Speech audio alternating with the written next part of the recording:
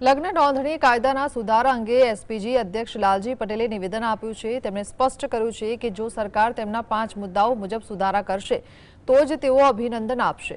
લાલજી પટેલે જણાવ્યું છે કે હજુ સુધી કોઈ સત્તાવાર પરિપત્ર મળ્યો નથી, તેથી ઉતાવળિયો પ્રતિભાવ આપવો યોગ્ય નથી। આ લડાઈ છેલ્લા 5 વર્ષથી માતા પિતા અને દીકરીઓના હિત માટે લડાઈ રહી છે। સરકારના નિર્ણયમાં કોઈ કચાશ ન રહી જાય તે માટે સર્વ સમાજ રાહ જોઈ રહ્યો છે। ઓફિશિયલ લેટર આવ્યા બાદ જ એસપીજી આ મુદ્દે પોતાનું વિસ્તૃત વલણ સ્પષ્ટ કરશે। તેલ શું અને તેલની ધાર શું જોયા વગર બોલવાનું નથી, એટલા માટે કે આ માતા પિતાની લડાઈ છે, યુવા દીકરીઓની લડાઈ છે। આમાં કોઈ કાચું કપાઈ ના જાય અને કોઈ ઉતાવળો નિર્ણય ના આવે એ માટે સર્વ સમાજ રાહ જોઈને બેઠો છે।